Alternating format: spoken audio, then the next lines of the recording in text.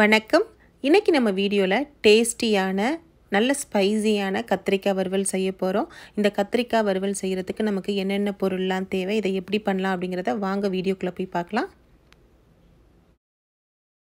இந்த கத்திரிக்காய் வறுவல் பண்றதுக்கு நான் இன்னைக்கு இந்த பெரிய கத்திரிக்காய் யூஸ் பண்ணி செய்ய போறேன். உங்கள்ட்ட எந்த கத்திரிக்காய் இருக்கோ இதே மெத்தட்ல நீங்க செஞ்சீங்கன்னா ரொம்பவே நல்லா இருக்கும். இந்த கத்திரிக்காய் வறுவலுக்கு தேவையான மசாலா பொருளை ரெடி பண்ணிக்கலாம். இதுக்காக 1 டீஸ்பூன் அளவுக்கு மிளகாய் தூளை சேர்த்துக்கிட்டேன். கூடவே 1/4 ஸ்பூன் அளவுக்கு மஞ்சள் பொடியை ஆட் பண்ணிக்கலாம். 3/4 டீஸ்பூன் அளவுக்கு ஃப்ரெஷ்ஷாக பொடி பண்ண மிளகு தூளை சேர்த்துக்கலாம். கூடவே 3/4 டீஸ்பூன் அளவுக்கு ஜீரகப்பொடி, மிளகு பொடி ஜீரகப்பொடி இது ரெண்டையும் நம்ம ஈக்குவலாக சேர்த்துக்குவோம். 1 டீஸ்பூன் அளவுக்கு இஞ்சி பூண்டு பேஸ்ட்டை சேர்த்துட்டு கூடவே இந்த கத்திரிக்காய் வறுவல் நல்ல கிறிஸ்பியாக வர்றதுக்காக 2 டீஸ்பூன் அளவுக்கு நம்ம அரிசி மாவு சேர்த்துக்கலாம். உங்கள்கிட்ட அரிசி மாவு இருந்தால் சேர்த்துக்கோங்க, இல்லை இதுக்கு பதிலாக நம்ம கார்ன்ஃப்ளவர் மாவு கூட நம்ம ஆட் பண்ணிக்கலாம்.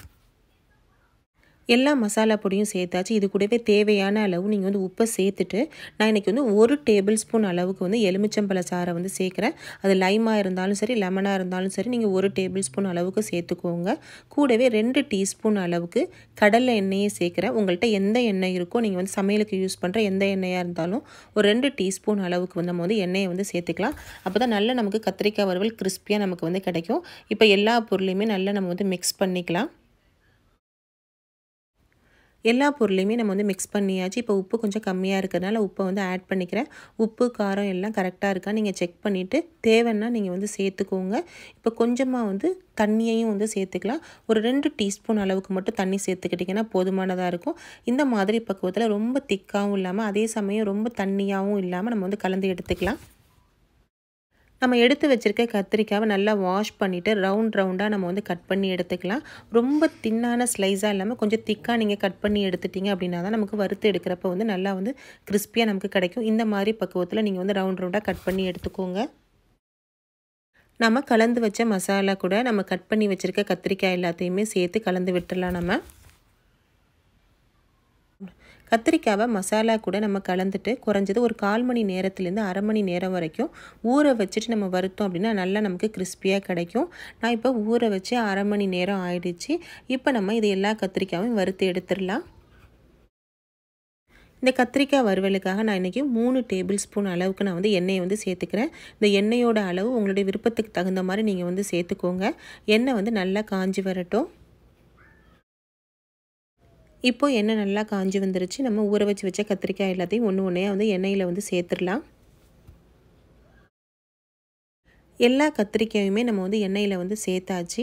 இது நல்லா ஒரு பக்கம் வெந்து வர வரைக்கும் நம்ம டிஸ்டர்ப் பண்ணாமல் நீங்கள் அப்படியே விட்டுருங்க. நம்ம கத்திரிக்காயை சேர்த்த பிறகு மீடியம் ஃப்ளேமில் வச்சிடலாம். நல்லா ஒரு பக்கம் வெந்து வரட்டும். இப்போ நல்லா வெந்த பிறகு நம்ம திருப்பி போட்டோம் அப்படின்னா நமக்கு கத்திரிக்காய் உடையாமல் மசாலாலாம் உதிராமல் நமக்கு கிடைக்கும். இப்போ நல்லாவே ஒரு பக்கம் வெந்து வந்துருச்சு. இதை எல்லாத்தையுமே நம்ம வெந்துருச்சான்னு செக் பண்ணிவிட்டு நம்ம திருப்பி போட்டுடலாம். கத்திரிக்காய் இந்த மாதிரி நல்லா செவந்து வந்த பிறகு நீங்கள் திருப்பி போட்டு மறுபக்கம் வேக வச்சிங்க அப்படின்னா தான் நல்லா நமக்கு கிறிஸ்பியாக கிடைக்கும். இப்போ நல்லா சூப்பராகவே ஒரு பக்கம் நல்லா செவந்து வந்துருச்சு. இதை மறுபக்கமும் திருப்பி போட்டு நல்லா 2 பக்கமுமே வெந்து ரெடியான பிறகு இதை நம்ம எடுத்து பிளேட்டுக்கு மாற்றிடலாம். கத்திரிக்காய் நல்லா ஃப்ரை ஆகி வந்துருச்சு. இதை எடுத்து நம்ம பிளேட்டுக்கு மாற்றிடலாம். இப்போ நல்லா சூப்பராக டேஸ்டியான கிறிஸ்பியான கத்திரிக்காய் வறுவல் நம்ம ரெடி பண்ணிட்டோம். இந்த கத்திரிக்காய் வறுவல் பண்ணுறப்ப உங்கள்கிட்ட காஷ்மீரி சில்லி பவுடர் இருந்துச்சு அப்படின்னா நீங்கள் கொஞ்சமாக ஆட் பண்ணிக்கிட்டீங்க அப்படின்னா நல்லா நமக்கு பார்க்குறதுக்கு கலர்ஃபுல்லாக நமக்கு இருக்கும்.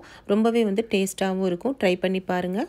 ஃப்ரெண்ட்ஸ், உங்களுக்கு இந்த வீடியோ பிடிச்சிருந்துச்சுன்னா லைக் பண்ணுங்கள், உங்கள் நண்பர்களுக்கெல்லாம் ஷேர் பண்ணுங்கள். கூடவே நம்ம சேனலை மறக்காமல் சப்ஸ்கிரைப் பண்ணிக்கோங்க. தேங்க்யூ.